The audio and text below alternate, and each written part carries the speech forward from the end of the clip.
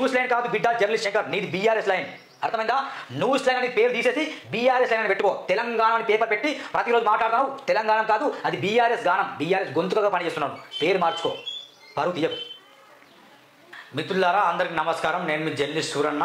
ఖచ్చితంగా ఈ వీడియోని స్కిప్గా కూడా వినండి. మీ అభిప్రాయాన్ని కూడా కామెంట్ రూపంలో తెలియజేయండి. రోజు రోజుకు జర్నలిజం అనేది దిగజారిపోతుంది. పార్టీ కార్యకర్త ఒక రాజకీయ నాయకుడికి కావచ్చు, ఒక రాజకీయ పార్టీ కావచ్చు, ఎన్నికల టైంలో మాత్రమే భజన చేస్తాడు, జై జై అని భజన చేస్తాడు. కానీ వీళ్ళు అట్లా కాదు. పొద్దున లేచినప్పటి నుండి రాత్రి పడుకునేదాకా ఒకటే భజన భజన భజన. అవే వార్తలు, ఆ నాయకుల వార్తలే, ఆ పార్టీ వార్తలే కనిపిస్తాయి వీళ్ళ ఛానల్స్లో. జర్నలిజాన్ని దిగజారుస్తాను కొందరు దుర్మార్గులు. టీవీ ఛానళ్ళు పెట్టుకోవడం, ఇలాంటి స్క్రీన్లు కొనుక్కోవడం, ఒక పెద్ద కెమెరా కొనుక్కోవడం, ఒక ఆఫీస్ ఏర్పాటు చేసుకోవడం, ఒక 10 మంది ఎడిటర్లను పెట్టుకోవడం, పొద్దున లేచినప్పటి నుండి రాత్రి పడుకునేదాకా ఒకటే భజన. పార్టీల కొరకే పనిచేస్తాను వీళ్ళు. వేరే సమస్యలు పట్టవు. ఆ నాయకుడు ఏం చెప్పిండు, నేను అదే టెలికాస్ట్ చేయాలి. అట్లా జర్నలిజం అనేది. ఇప్పుడు ఇంకా నేను జర్నలిస్ట్ అట, జర్నలిస్ట్ శంకర్ అట. ఇతను న్యూస్ లైన్ తెలుగు ఉంది. ఇక్కడ నేను ఇక్కడ ఏం పెట్టినా, బీఆర్ఎస్ లైన్ తెలుగు అని పెట్టమంటున్నా. వాస్తవం, శంకర్ మీద వ్యక్తిగతం కోపం లేదు నాకు వాస్తవానికి. ఆయనకు నేను రచించిన పోలిటిక్స్ పుస్తకం ఇచ్చిన, చదువుకో శంకర్ అని చెప్పిన, చదవలేదేం భవిష్యత్తు, చదువుతూ ఇట్లా ఉండకపోతుండే. న్యూస్ లైన్ తెలుగు అని ఉంది. ఇది న్యూసా? నీది న్యూసా? ప్రమాణం చేస్తున్నా, ఛాలెంజ్ చేస్తున్నా. నీది న్యూసా? నీది న్యూసా? నీది బీఆర్ఎస్ లైన్ తెలుగు అని పెట్టుకో. ఎందుకంటే నువ్వు ఒకటే లైన్లో వెళ్తావు. అది బీఆర్ఎస్ లైన్. గతంలో టీఆర్ఎస్ లైన్, ఇప్పుడు బీఆర్ఎస్ లైన్. కేటీఆర్, కేసీఆర్, హరీష్ రావు, కవిత, అంటే మొత్తానికి మొత్తం బీఆర్ఎస్ నాయకులు ఏమైతే మాట్లాడుతారో అది మాత్రమే ఈ ఛానల్లో కనిపిస్తుంది. వాళ్ళని పొగిడినట్టే కనిపిస్తుంది.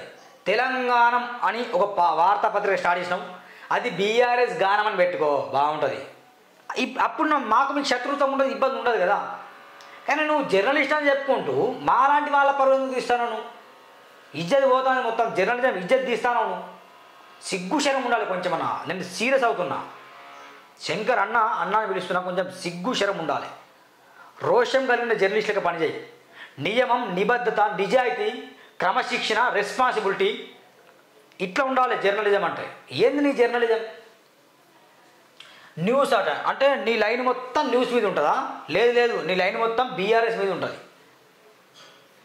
లైన్ మొత్తం బీఆర్ఎస్ అజెండానే. నీ ఛానల్ మొత్తం ఎక్కడన్నా ఎప్పుడైనా నీవు బీఆర్ఎస్ పార్టీ కాకుండా కాంగ్రెస్ వాళ్ళని మాత్రం ఎందుకు టార్గెట్ చేస్తున్నావు? Question mark. నీ జర్నలిజం ఎట్లయితే జర్నలిజం కాదా? నీలాంటి వాళ్ళు వందలు హైదరాబాద్లో ఇలాంటి ఛానల్ నడిపించేవాళ్ళు. అందరి పడతాం కబడ్దార్. మిత్రులారా, మీరు గమని, అందుకు ఇక్కడ రాసిన జర్నలిస్ట్ శంకర్, నువ్వు అసలు జర్నలిస్టువేనా? ఛానల్ పేరు మార్చుకో. నీ వల్ల జర్నలిజం పరుగు పోతుంది. పేరు మార్చుకుంటే మాకు ఏమి ఇబ్బంది లేదు. అరే నిజంగానే బీఆర్ఎస్ కార్యకర్తనే, మంచిగా బీఆర్ఎస్ గురించి పొగుడుతానని చెప్పుకోవచ్చు. కానీ న్యూస్ అని పెట్టి నువ్వు జర్నలిజం పరుగు తీస్తున్నావు. న్యూస్ అని చెప్పుకుంటూ ఎందుకని బీఆర్ఎస్ని బాగా లేపుతాను. ఎంత దుర్మార్గంగా పరిపాలించారు వాళ్ళు బీఆర్ఎస్ వాళ్ళు. కాంగ్రెస్ వాళ్ళు కూడా దుర్మార్గంగా పరిపాలిస్తాను, దాన్ని ఒప్పుకోవాల్సిందే. 6 గ్యారెంటీలను చెప్పేసి, ప్రజా పేస్ట్ అని చెప్పేసి 43 పేజీలు రిలీజ్ చేశారు, బాగుంది. కానీ 6 గ్యారెంటీలు లేవు, ఏం లేవు. కాంగ్రెస్ పరిపాలన డొల్లస్ ఉంది, ఒప్పుకుందాం. బీఆర్ఎస్ పాలనకు డొల్లస్ ఉంది, ఒప్పుకుందాం. రెండింటిని బ్యాలెన్స్ చేసుకుంటూ మాట్లాడే దమ్ముంటే అది జర్నలిజం అంటే. అది ప్రజలకు ఉపయోగపడాలి. బీఆర్ఎస్ వల్ల నష్టాలేంటి, కాంగ్రెస్ వల్ల నష్టాలేంటి, రేపు బీజేపీ వల్ల నష్టాలేంటి, కేంద్రం ఏం మాట్లాడుతుంది, రాష్ట్రం ఏం మాట్లాడుతుంది, ఇలాంటి వార్తలు రాయాలి. అట్లా ఉండవు ఛానళ్ళ వార్తలు. మొత్తం ఒకటే లైన్, ఇంకా దాని న్యూస్ లైన్ అట. అందుకే బీఆర్ఎస్ లైన్ అని పెట్టుకుంటున్నా. ఏమంటున్నా?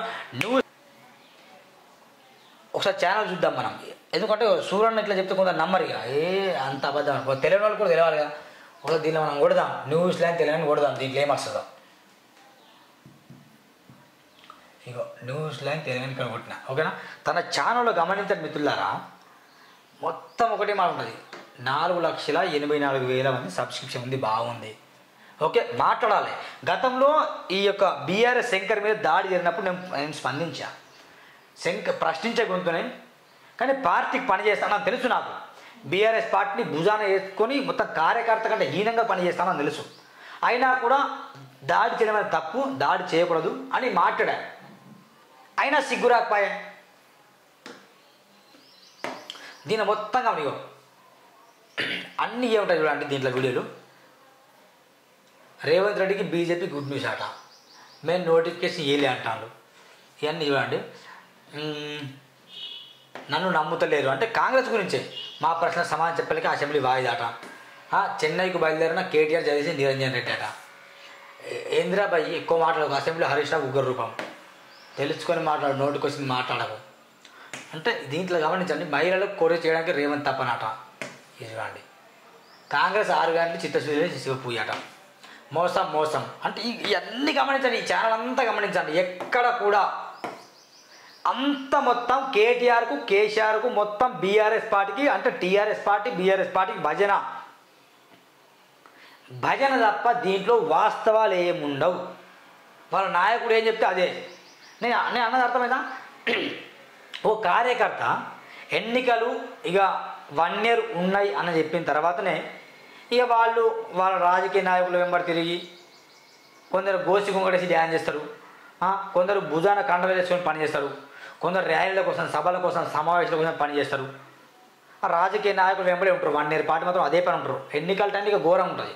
కానీ అట్లా కాదు, 365 days 24/7 కార్యకర్తల కంటే ఘోరంగా పార్టీలకు భజన చేస్తూ నేను జర్నలిస్ట్ అని చెప్పుకుంటాను. చెప్పు తీసి కొట్టాలి ఒక్కొక్కరిని. జర్నలిస్ట్వా జర్నలిస్ట్వా? నువ్వెట్లా జర్నలిస్ట్ అవుతావు చెప్పు. అలా జర్నలిజం డెఫినెట్ తెలుసా శంకర్? జర్నలిజం డెఫినెట్ చేస్తా. Journey with people, journey with problems, journey with social activities, ఇది జర్నలిజం డెఫినేషన్. కానీ journey with party leaders, journey with party భజన, journey with KTR, journey with KCR, journey with Kavitha, journey with BRS party, ఇది నీ journalism. అంత మొత్తం ఎర్నలిజం. వాళ్ళు ఇస్తారు, నువ్వు తీసుకుంటావు. ఆ బాధ, చాలా బాధ, రోషంతో మాట్లాడుతున్నాను. నీ వంటి వ్యక్తిగతం కోపం లేదు, నాకు పగ లేదు, కానీ ఒక బాధ ఉంది నాలో. ఏం చేస్తున్నావు? ఎందుకు ఛానల్ అంత మంచి గ్రోత్ అయిందిగా, మొత్తం అన్ని పాటలను కడిగిపడి బీజేపీలను బీఆర్ఎస్లను కాంగ్రెస్లను విమర్శ చేసి తప్పులేదు. కానీ ఒకటే లైన్లో ఎందుకు వెళ్తావు? ఇంకా దానికి న్యూస్ లైన్ పెట్టుకోవడం ఏంది?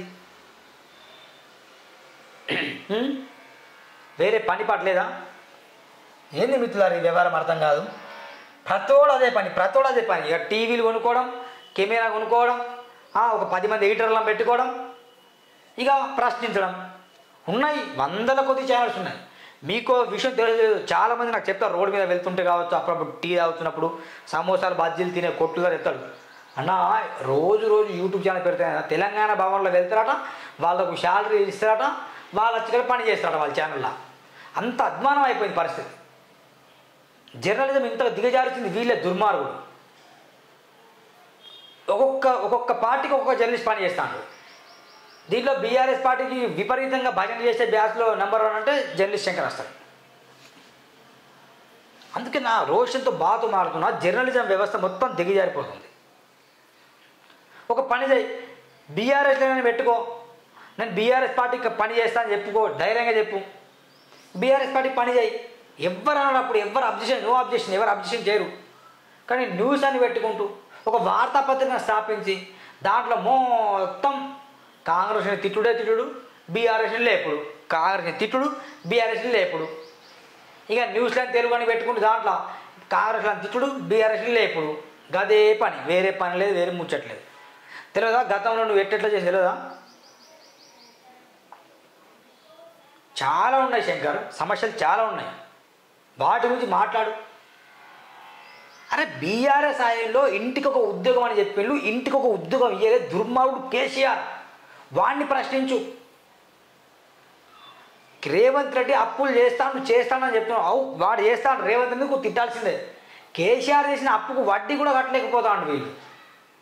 కేసీఆర్ కేటీఆర్ చేసిన అప్పు గురించి మాట్లాడు, కాళేశ్వరంలో జరిగిన స్కామ్ల గురించి మాట్లాడు, గొర్రెల స్కామ్ జరిగిన స్కామ్ గురించి మాట్లాడు, ఇసుక దందాల గురించి మాట్లాడు, భూదాన భూముల గురించి మాట్లాడు, చెరువు శిఖం భూముల గురించి మాట్లాడు, కోకాపేటలో బీఆర్ఎస్ పార్టీ ఎన్ని భూములను అమ్ముకుందో మాట్లాడు. పల్లె ప్రకృతి వల్ల రైతు వేదికలు పెట్టి ఏం పీకేండు కేసీఆర్ మాట్లాడు, తమ్ముంటే మాట్లాడు. రాష్ట్రాన్ని ఆగం చేసిండు, అప్పుల పాలు చేసిండు, కల్వకుంట్ల కుటుంబం రావుల పాలన, దుర్మార్గమైన పాలన. గిది మాట్లాడు, చేత కాదు, గివి మాట్లాడాలి. ఆ తర్వాత ఇది 6 గ్యారెంటీలు మాట్లాడాలి. ఇవి మాత్రం అవి మాత్రం మాట్లాడాలి.